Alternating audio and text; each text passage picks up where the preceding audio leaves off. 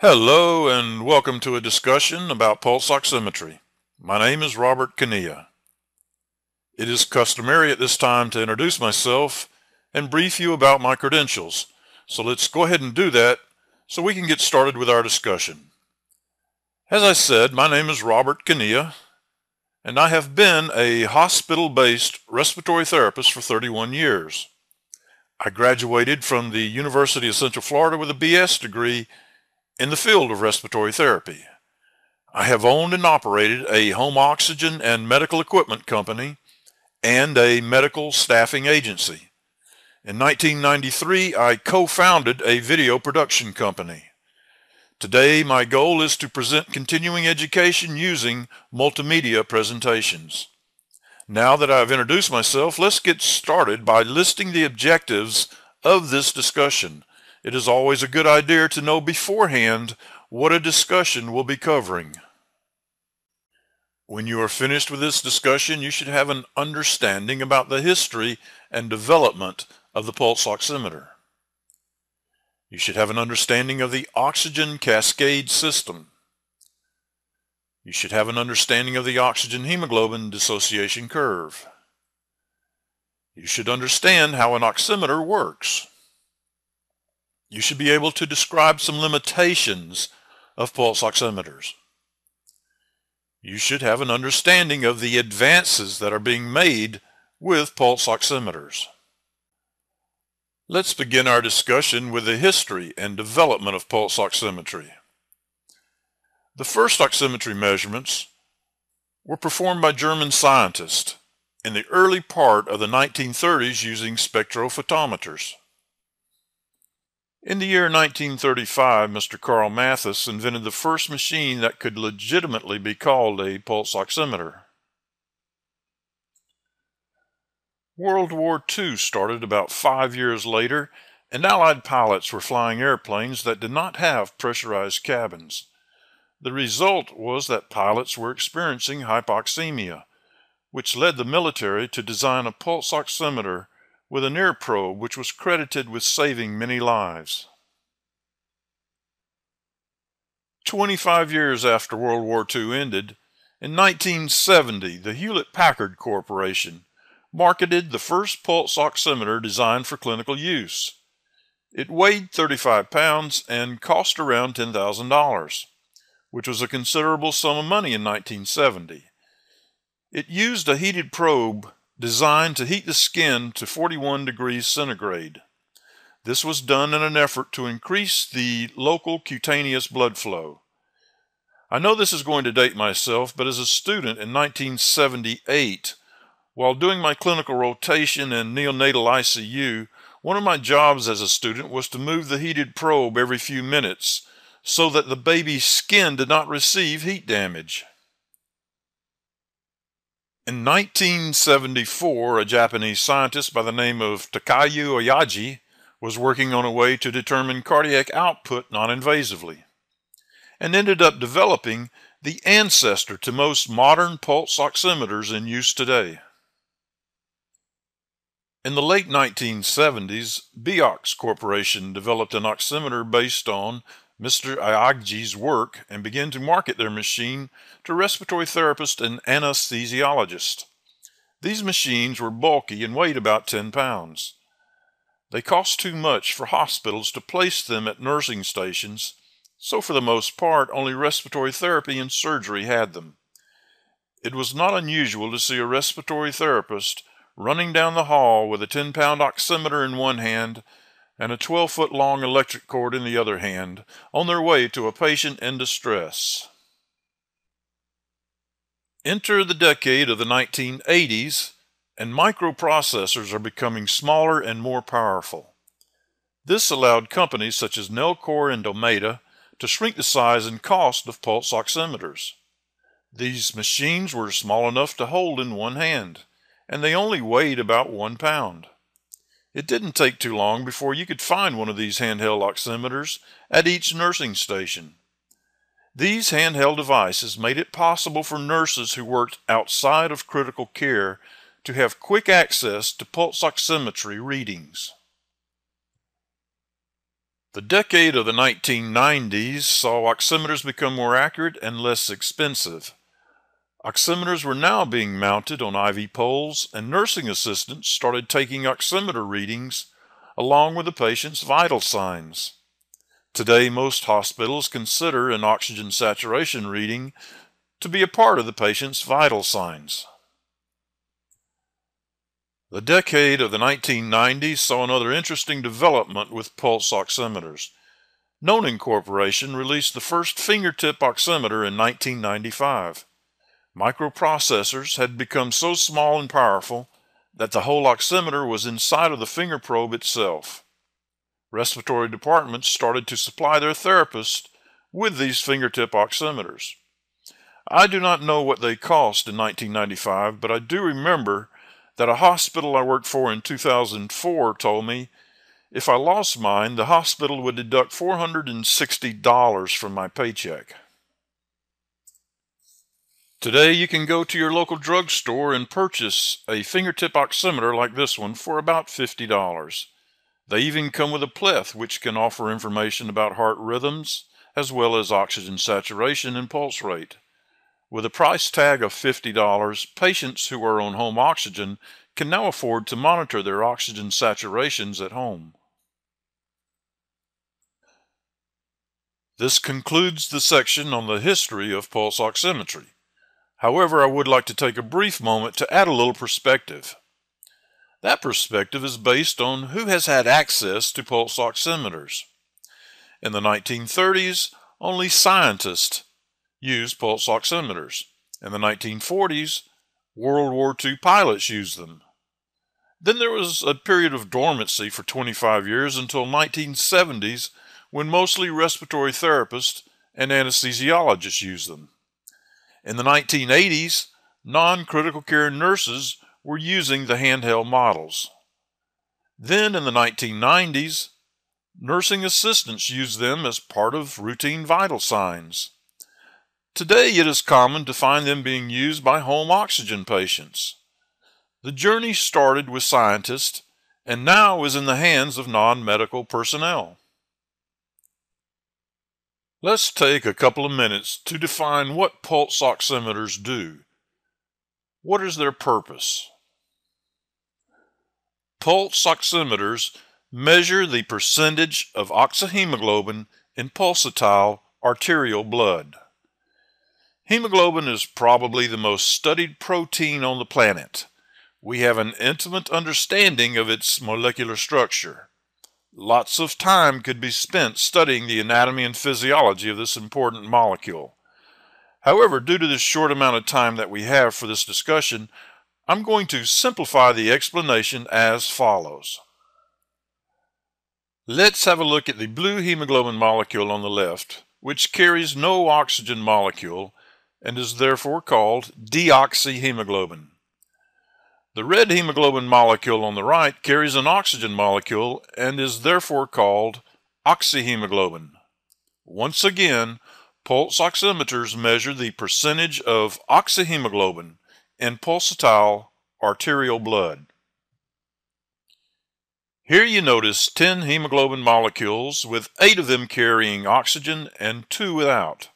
This would give you an oximetry reading of 80%. Pulse oximeters measure the percentage of available hemoglobin that carries oxygen. This measurement is called an SpO2, which stands for the saturation of hemoglobin obtained using a pulse oximeter. The P refers to pulse oximeter. Now let's have a look at the oxygen cascade system. Clinicians who obtain pulse oximetry readings on a patient are oftentimes required to treat that patient when the SpO2 is lower than it should be. Knowledge of the oxygen cascade system is helpful when providing the correct treatment. The oxygen cascade system refers to how the oxygen molecule travels from the atmosphere to the mitochondria in each cell of the body. Oxygen is a gas, and therefore, according to the laws of physics, it exerts a pressure. Oxygen is only part of the total atmosphere, and therefore, it exerts only a part of the total pressure. Oxygen makes up 21% of all the gases in our atmosphere, 20.094% to be exact, and it therefore exerts 21% of our atmospheric pressure. The atmospheric pressure at sea level is 760 millimeters of mercury. To find the atmospheric pressure of just the oxygen at sea level, you multiply 760 millimeters of mercury times the 21% of the pressure that oxygen is exerting.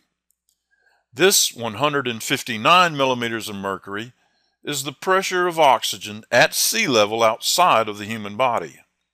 This is the starting point of the oxygen cascade journey. It will continue to lose pressure as it travels through the body until the pressure at the cellular level may only be 3 or 4 millimeters of mercury. The first obstacle that lowers the oxygen pressure is due to the fact that the human body humidifies inspired air.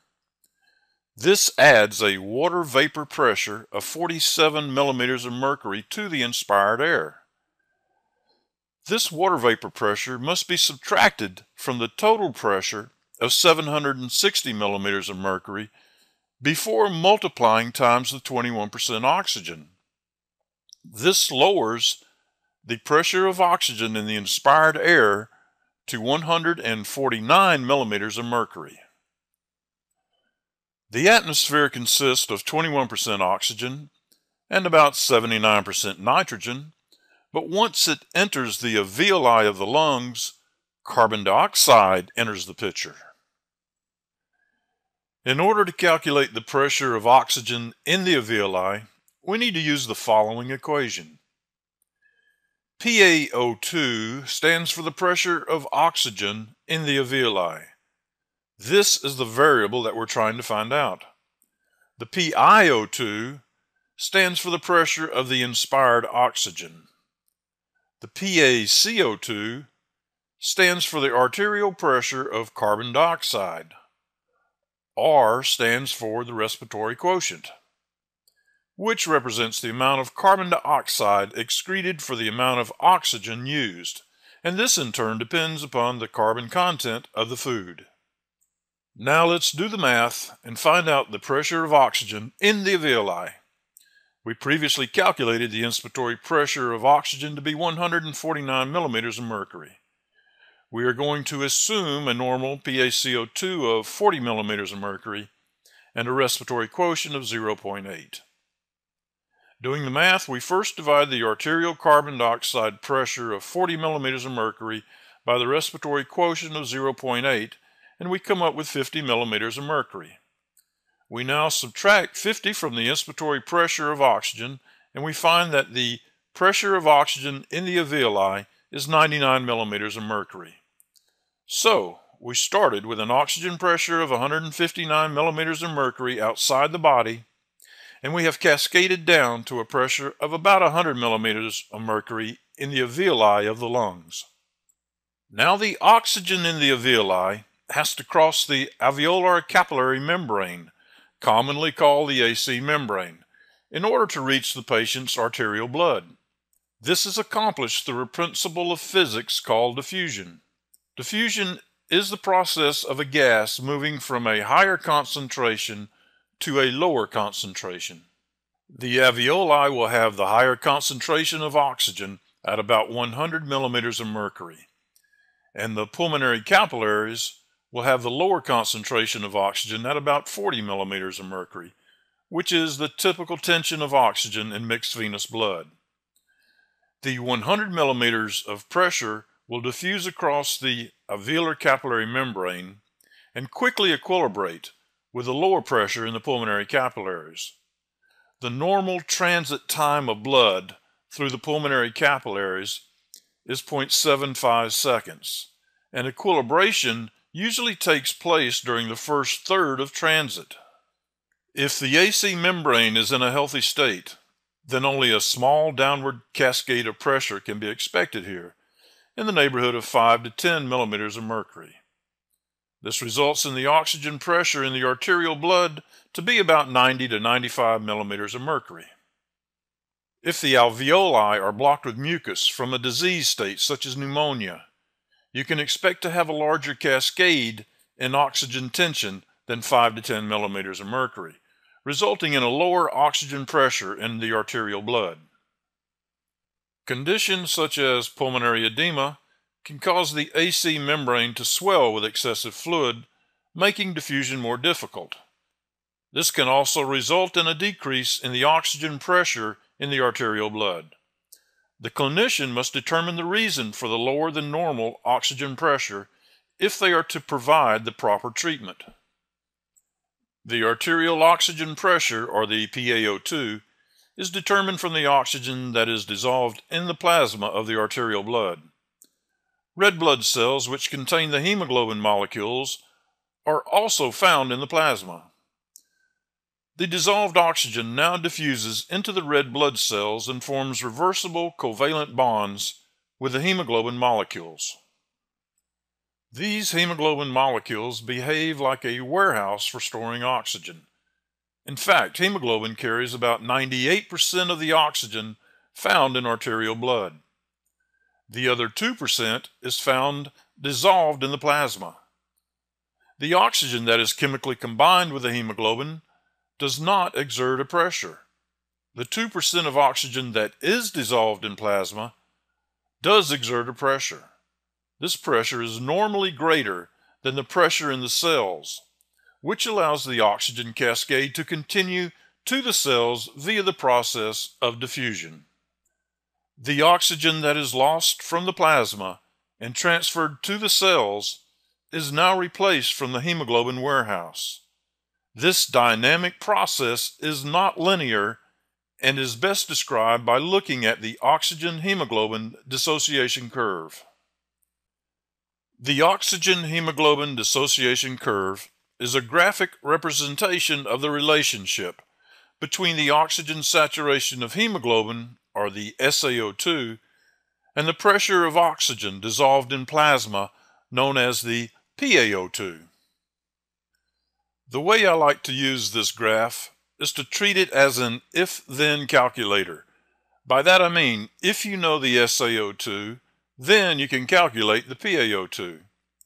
For example, if your patient has a saturation of 90%, you would go to the y-axis and find the 90% mark. Then draw a straight line to intersect the curve. From this intersection, draw a straight line down to find the PaO2 of 60 on the x-axis. If the SaO2 is 90, then the PaO2 is 60. I purposely used an SaO2 of 90% in order to make a point. Once the SaO2 goes below 90%, the PaO2 calculates to be below 60 millimeters of mercury. For example, if the SpO2 is 85%, then the PaO2 is about 50 millimeters of mercury. Most human beings don't respond well when their PaO2 is below 60 millimeters of mercury. This is why physicians often tell respiratory therapists to try and keep the patient's saturation above 90%. Certain factors such as the pH and the temperature of the blood, or the presence of 2,3-DPG, can have an effect on the curve. Let me demonstrate by using a common clinical example.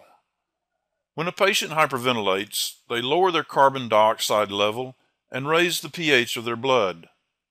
If this patient presents with an SpO2 of 90% and you assume that their PaO2 is 60 millimeters of mercury as in the previous example, then you would be incorrect.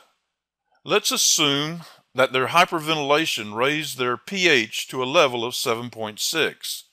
In order to calculate an accurate PaO2, you need to use the 7.6 pH curve, which has shifted to the left of the normal pH curve of 7.4. Using the 7.6 pH curve, we calculate a PO2 close to 50 millimeters of mercury instead of the 60 millimeters of mercury we got using the 7.4 pH curve. Because of this pH factor, arterial blood gases are often indicated in this situation. Let's move on now to our next section, how oximeters work. Every pulse oximeter built today will contain at least the following three items: a probe with two light-emitting diodes, a light collector, and a microprocessor. Let's begin by talking about the probes. Pulse oximeter probes come in many shapes and sizes. The probes that are designed to go on a finger, a foot, or the bridge of the nose use a technique involving the transmission of light. The probes that go on a patient's forehead involve a technique called reflectance of light. Some oximeters are compatible with both techniques, while others can only use the transmission technique. Before you place a probe on a patient's forehead, make sure that the oximeter is compatible. Let's have a look at the anatomy of a finger probe. On one side of the probe, you will find two light-emitting diodes. The red light-emitting diode emits visible light with a wavelength of 650 nanometers. The other light-emitting diode emits infrared light, which is invisible to the human eye. Its wavelength is in the neighborhood of 950 nanometers. The wavelength of each light-emitting diode may vary slightly between manufacturers. I have used 650 and 950 nanometers because it's easier to remember. On the opposite side of the probe, you find a light collector. The light collector measures the amount of light that does not get absorbed by the finger. When you look at this finger oximeter emitting light, you only see the red light with a wavelength of 650 nanometers. The ultraviolet light-emitting diode is also emitting light. However, it is invisible to the human eye. It appears to me that the red light is blinking on and off at a frequency of about 6 to 8 times in half-second bursts, but this is far from the truth. Both light-emitting diodes are emitting their light several hundred times per second, and neither light is on at the same time. This is just way too fast for the human eye to accurately determine. Now that you have an idea of what the probe and its two light-emitting diodes are doing, let's have a look at the microprocessor and see how it uses the information the probe gathers to calculate the SpO2.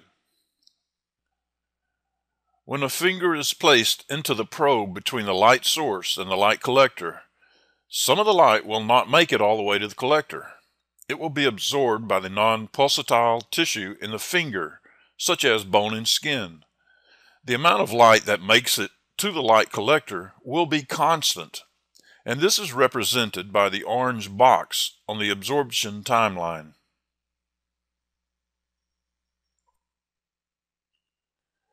Next, we need to consider the light absorption properties of the pulsatile tissue, which for the most part is the blood in the arteries.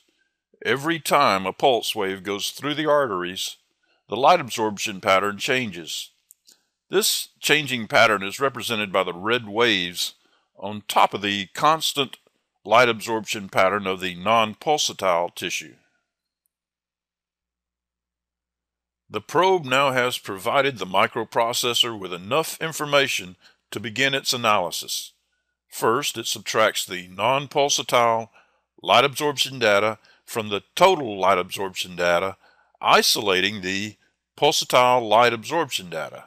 This is where the oxyhemoglobin is, and this is where the microprocessor performs its mathematical calculations to compute the SpO2. These calculations will involve three principles of physics. The first principle is based on Beer's law, which deals with the concentration of a light-absorbing substance, in this case hemoglobin. The second principle is based on Lambert's law, which deals with the length of the light's path, that is, the distance that the light must travel.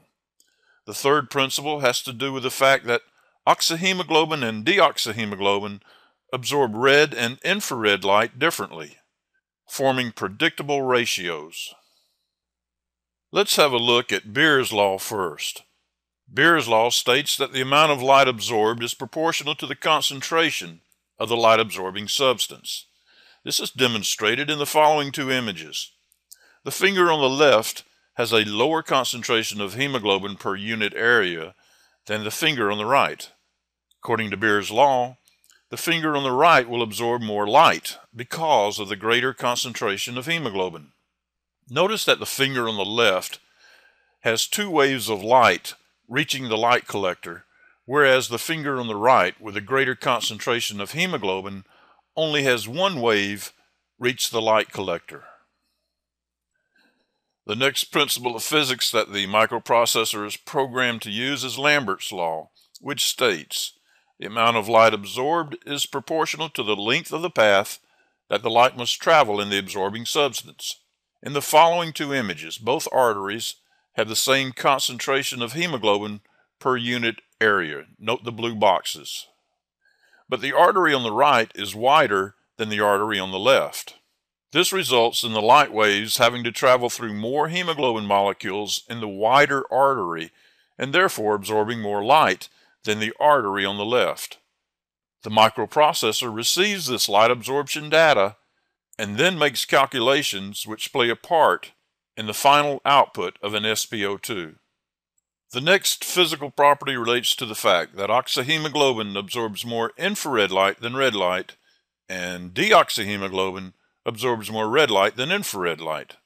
The importance of this principle of physics is that it allows for predictable ratios to be programmed into the microprocessor. Scientists discovered that when they directed light with a wavelength of 650 nanometers, this is the same wavelength as the red light in a pulse oximeter, when they directed this light through a sample of hemoglobin that was 100% saturated with oxygen, the hemoglobin absorbed a quantity of light equal to the height of this red bar. They also determined that this 100% saturated hemoglobin absorbed infrared light with a wavelength of 950 nanometers equal to the height of this purple bar. This produced a ratio of red light absorbed to infrared light absorbed. The scientists then directed the two light sources through a sample of hemoglobin that had an oxygen saturation of 75%, and the light absorption ratio looked like this. When they used hemoglobin that had an oxygen saturation of 50%, the resulting light absorbance ratio looked like this. Hemoglobin with an oxygen saturation of 25% produced this ratio. Hemoglobin with an oxygen saturation of 0% produced a light absorption ratio that looked like this. Scientists went ahead and determined the light absorption ratios for these two wavelengths of light using several different samples of hemoglobin, each sample having different oxygen saturations.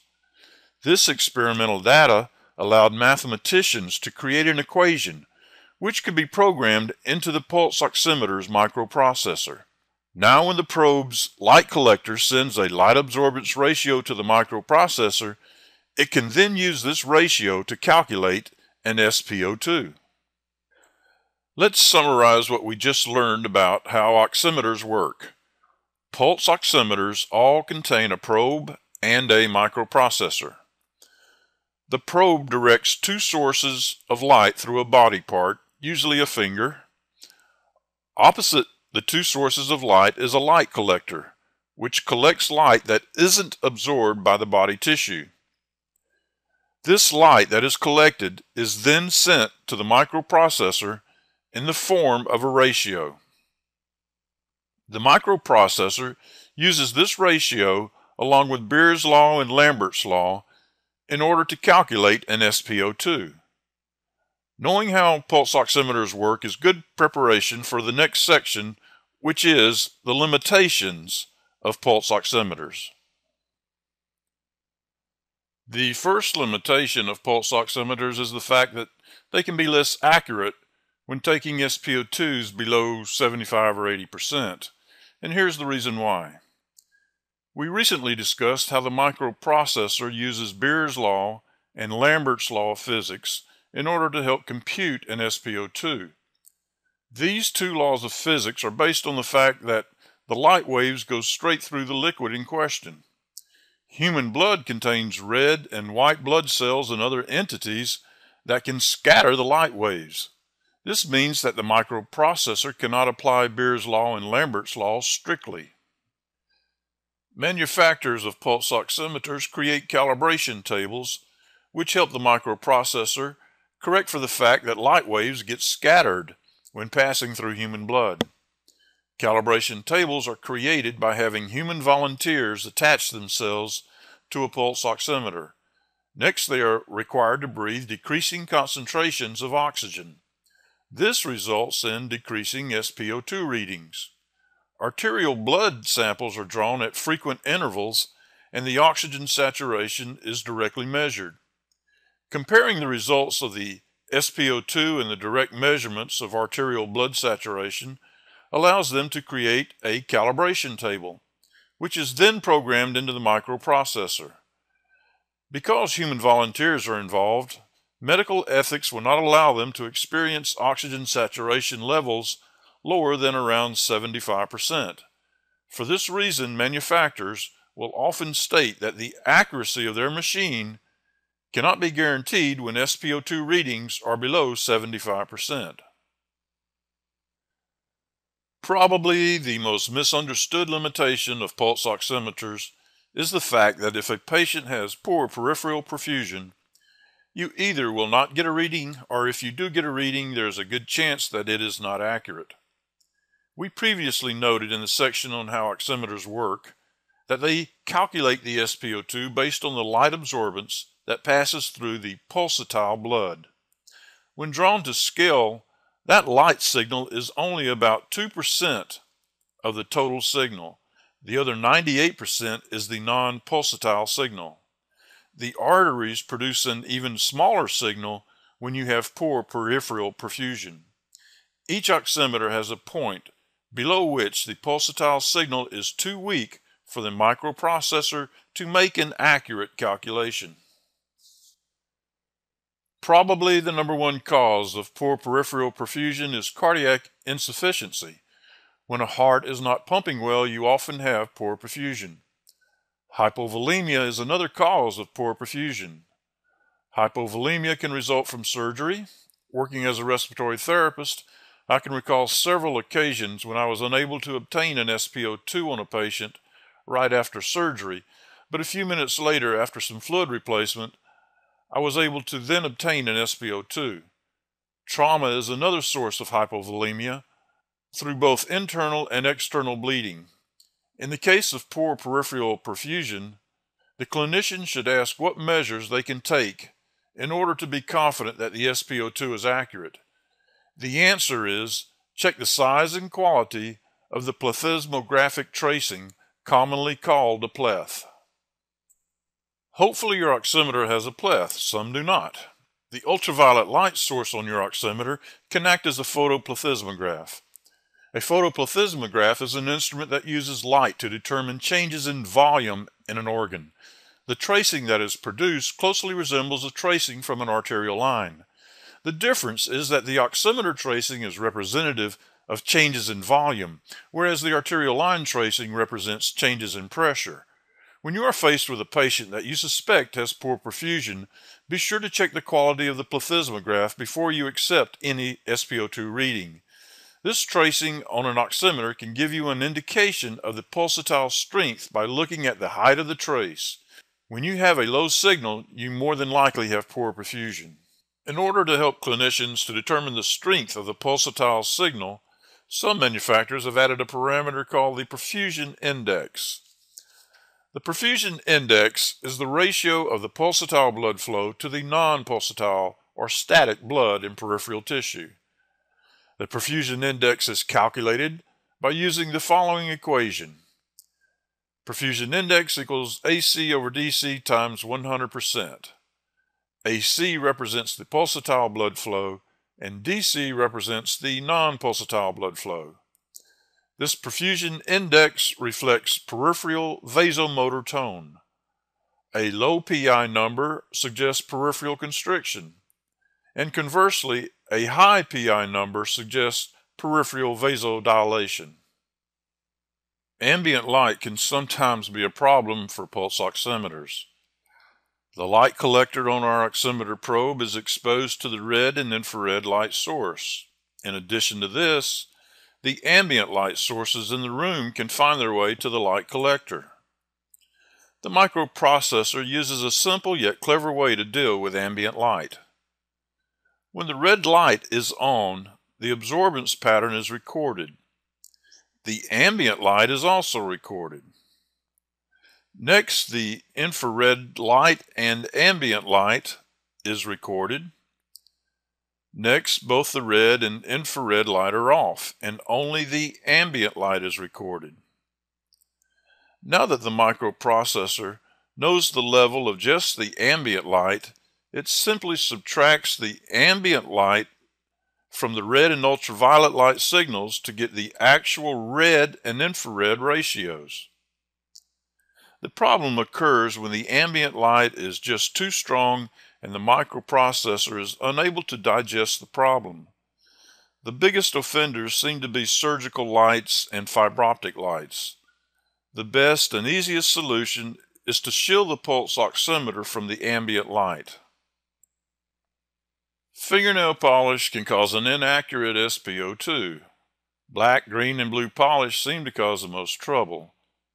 Here we see this volunteer has an SpO2 of 99% on the finger with no polish. When the probe is placed on the finger with black fingernail polish,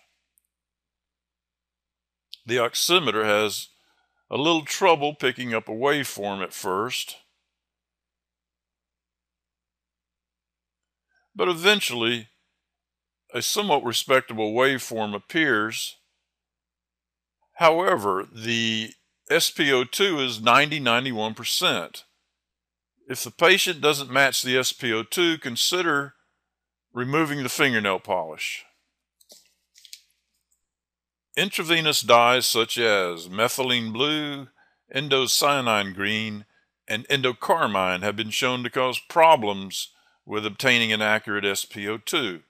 If your patient's SpO2 is changed after undergoing a diagnostic procedure, you might check to see if he's received an intravenous dye. Pulse oximeters do not monitor ventilation. They do not tell you the level of arterial carbon dioxide. Just because your patient has a saturation of 97% does not mean that they are doing well. The most common example of this would be the patient who has severe emphysema and is on their hypoxemic drive. Their SpO2 needs to be somewhere in the range of 85 to 90% in order for them to maintain their normal carbon dioxide level. When this type of patient has an SpO2 of 97%, it will often result in an increase in their level of carbon dioxide.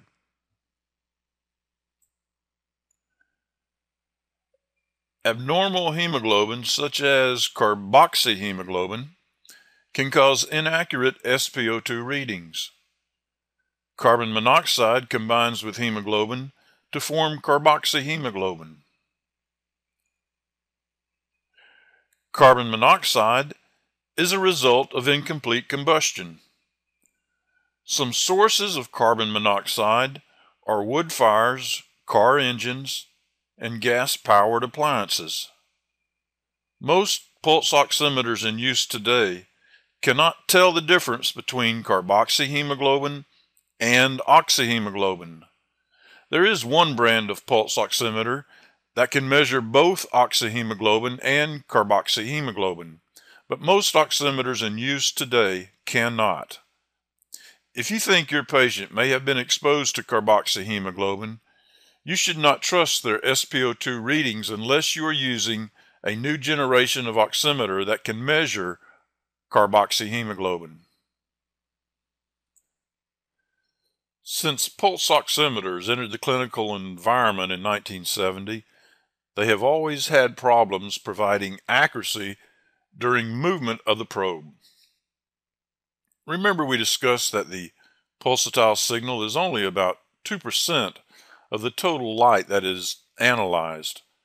When a patient moves their finger, the The amount of blood in both the arteries and veins varies in a random fashion, creating noise.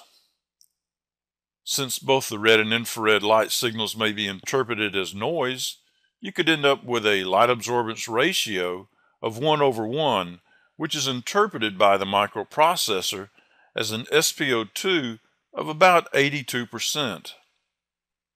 Pulse oximeter manufacturers have tried to deal with this problem associated with movement by lengthening the average times. This would hopefully allow enough time for the probe to receive a quality signal, which would allow the microprocessor to calculate an accurate SpO2. Some manufacturers would freeze the SpO2 reading when the movement was detected. This SpO2 would often freeze around 82%. Some oximeters would display an SpO2 of 0 during movement. It is important for clinicians to realize these limitations caused by movement so that their patient does not receive unnecessary treatment based on an inaccurate SpO2 reading. We have just covered the most often seen limitations of pulse oximeters. These limitations have been around since 1970. In the late 1980s, one manufacturer decided to address the limitations of obtaining an SpO2 when the patient had poor perfusion and also the problems associated with movement. Let's have a look at their work by closing this section on limitations and start our last section, which is the advances in pulse oximetry technology.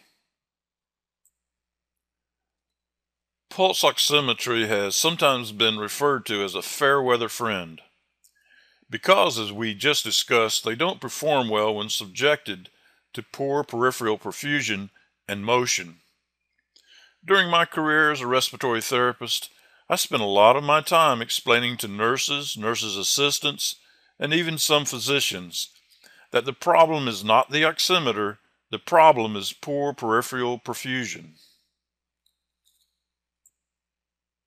One company called Masimo decided that they were going to address the problems associated with poor peripheral perfusion and movement. Their solution was something they call signal extraction technology, or SET. Unlike conventional oximeters, their SET technology makes the assumption that in addition to the arterial blood changing in volume, venous blood also has a change in volume every time the patient breathes or moves. SET uses filters and 5 proprietary signal processing algorithms to separate the arterial signal from sources of noise, which include the venous signal. They claim this allows them to provide an accurate SpO2 during poor peripheral perfusion and movement. The pulse oximeters that we have talked about so far have used the standard red and infrared lights projected through a vascular bed in order to calculate a ratio of optical densities. We discussed how these optical density ratios are used by the microprocessor to calculate SpO2s. Venous blood is at a relatively low pressure and is easily influenced by the effects of motion such as shivering and tapping. This results in noise, creating a signal-to-noise ratio which can overwhelm conventional pulse oximeters. As we have mentioned before, when the probe site becomes too noisy, the optical density ratio will become noise over noise, which translates to a ratio of 1. This is equivalent to an SpO2 of approximately 82% in most conventional pulse oximeters. The best way that I can describe the signal extraction technology, or SET, is that through the use of special noise-canceling filters and extra proprietary logarithms, it can isolate the noise and then extract an accurate pulsatile signal even in the presence of motion or poor perfusion. The importance of this signal extraction technology is that it is the platform for calculating an accurate perfusion index, or PI. Remember, the perfusion index is the ratio of the pulsatile blood flow to the static or non-pulsatile blood in the peripheral tissue.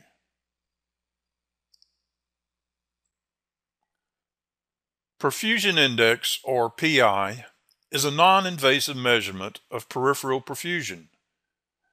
This measurement can be continuously obtained using a pulse oximeter. Choosing an optimal site for placing a probe is done by locating the site with the highest and most stable perfusion index. The presence of an accurate perfusion index has led to some clinical applications. Studies have shown that an increase in the perfusion index is an early indication that general and epidural anesthesia has initiated peripheral vasodilation, which typically occurs before the onset of the anesthetic effect. Detection of a spike in the perfusion index is a sign of the successful onset of anesthesia. Conversely, no increase in the perfusion index may be an early warning of anesthetic failure. The perfusion index has been used to determine the proper management of pain, especially in patients who are unable to communicate their discomfort to the clinician. In the neonatal acute care setting, a low perfusion index has been shown to be an objective and accurate measure of acute illness.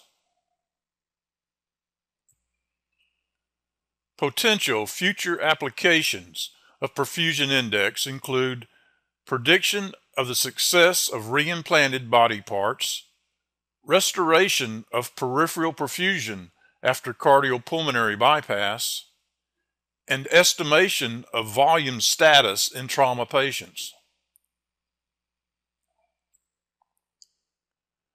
Another parameter with clinical applications has been developed thanks to the signal extraction technology. That parameter is the pleth variability index, or PVI. The definition of the pleth variability index is that it is a measure of the dynamic changes in the perfusion index that occurs during the respiratory cycle.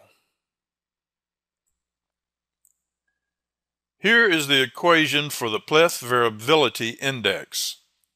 I refer you to the graph in order to help explain this equation. We are looking at a pleth from an oximeter. The pleth is not even. It has some variability to it, hence the name pleth variability. It follows that the perfusion index also has some variability to it. At its high point, it is called the perfusion index maximum, or PI-MAX. And at its low point, it is called perfusion index minimum, or PI-MIN. This variability occurs because of the changing balance between the intrathoracic airway pressure and the intravascular fluid volume. So to find the pleth variability index, you subtract the minimum perfusion index from the maximum perfusion index, and then divide that number by the maximum perfusion index, then multiply times 100%. PVI is displayed as a percentage. The lower the number, the less variability there is in the perfusion index over a respiratory cycle. Pleth variability index has demonstrated the ability to provide some clinical applications. PVI has the potential to provide useful information concerning changes in the balance between intrathoracic airway pressure and intravascular fluid volume. Because of the high intrathoracic airway pressures associated with an asthma attack, PVI may be used to monitor the severity of the attack and the response to therapy. Trending of PVI may be useful for the monitoring of surgical patients for appropriate hydration. For example, a rising PVI may indicate developing hypovolemia.